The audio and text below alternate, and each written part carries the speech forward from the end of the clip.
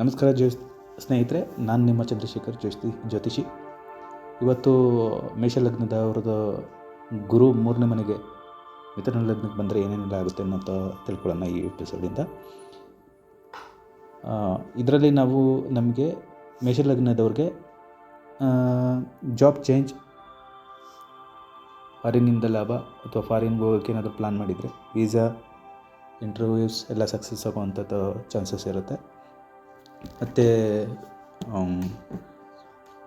ಯಾವುದಾದ್ರೂ ಕಮ್ಯುನಿಕೇಷನ್ ಫೀಲ್ಡಲ್ಲಿ ಜರ್ನಲಿಸಮ್ ಆಗಿರ್ಬೋದು ಅಥವಾ ಮೀಡಿಯಾದಲ್ಲಿ ಇರ್ಬೋದು,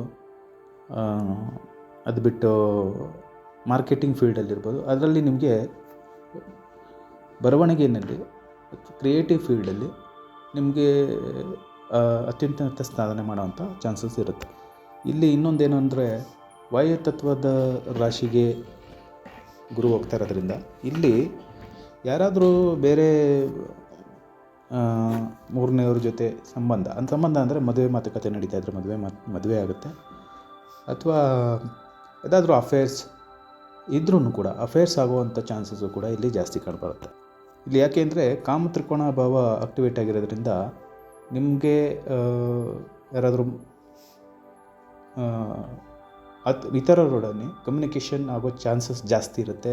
ಅಲ್ಲಿಂದ ಪ್ರೀತಿ, ಪ್ರೇಮ, ವಿವಾಹ, ಅಫೇರ್ಸ್ ಇದು ಆಗುವಂಥ ಚಾನ್ಸಸ್ಸು ತುಂಬಾ ಇರುತ್ತೆ ಈ ಗುರು ಬದಲಾವಣೆಯಿಂದ. ಇಲ್ಲಿ ಇನ್ನೊಂದೇನು ಹೇಳಬೇಕು ಅಂದರೆ, ನಾನು ವಾಯುತತ್ವದ ರಾಶಿಗೆ ಮಿಥುನ ರಾಶಿಗೆ ಗುರು ಹೋಗ್ತಾ ಇರೋದ್ರಿಂದ ಗುರು ಮನಸ್ಸಲ್ಲಿ ಏನು ಅನಿಸುತ್ತೆ, ಮೇಷಲಗ್ನದವ್ರ ಮನಸ್ಸಲ್ಲಿ ಏನು ಅನಿಸುತ್ತೆ ಅಂದರೆ, ಬೇರೆಯವ್ರ ಜೊತೆ ನನಗೆ ಜ್ಞಾನನ ಶೇರ್ ಮಾಡಬೇಕು, ನನ್ನ ನಾಲೆಡ್ಜನ್ನು ಶೇರ್ ಮಾಡಬೇಕು, ಅಥವಾ ಬರವಣಿಗೆ ನಾನೇನಾದರೂ ಪುಸ್ತಕ ಬರೀಬೇಕು, ಅದ್ರ ಜೊತೆ ಇಲ್ಲಾಂದರೆ ಏನಾದರೂ ಒಂದು ಆರ್ಟಿಕಲ್ ಬರೀಬೇಕು, ಯಾವುದಾದ್ರೂ ಒಂದು ಸಬ್ಜೆಕ್ಟ್ ಮೇಲೆ ರಿಸರ್ಚ್ ಡೆವಲಪ್ ಮಾಡಿ ಅದ್ರ ಬಗ್ಗೆ ಎಕ್ಸ್ಪ್ಲೈನ್ ಮಾಡಬೇಕು, ವರ್ಡಿಗೆ ಏನಾದ್ರು ತೋರಿಸ್ಬೇಕು ಅನ್ನೋ ಒಂದು ಮನೋಭಾವನೆ ಇವ್ರಿಗೆ ಈಗ ಉತ್ಪನ್ನ ಆಗುತ್ತೆ.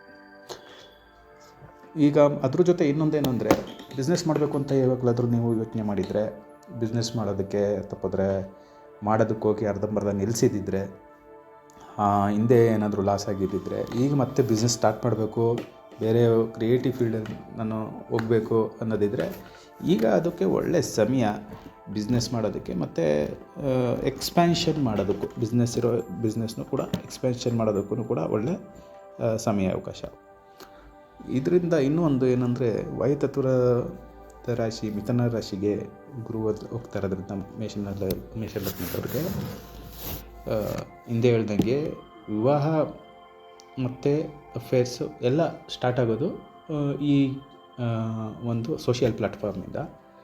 ಅಂದರೆ ಒಂದು ಇದು ವೆಬ್ಸೈಟಿಂದ ಕಮ್ಯುನಿಕೇಷನ್ ಅಂದರೆ ನಮಗೆ ಇದು ಸೋಷಿಯಲ್ ಮೀಡಿಯಾನೇ ಇವರಿಗೆ ಅಲ್ಲಿಂದ ಇನ್ಪುಟ್ಗಳು ಸಿಕ್ಕಿ ಅಲ್ಲಿಂದ ಇವರಿಗೆ ಜನಸಂಪರ್ಕಣೆ ಆಗುವಂಥ ಚಾನ್ಸಸ್ ತುಂಬ ಜಾಸ್ತಿ ಇರುತ್ತೆ. ಅಲ್ಲಿಂದ ಇವರು ಎಂಗೇಜ್ಮೆಂಟ್ ಆಗುವಂಥ ಚಾನ್ಸಸ್ ಜಾಸ್ತಿ, ಅವ್ರ ಜೊತೆ ಎಂಗೇಜ್ಮೆಂಟ್ ಆಗ್ತಾರೆ. Whether it is permanent or temporary engagement ಆಗ್ತಾರೆ.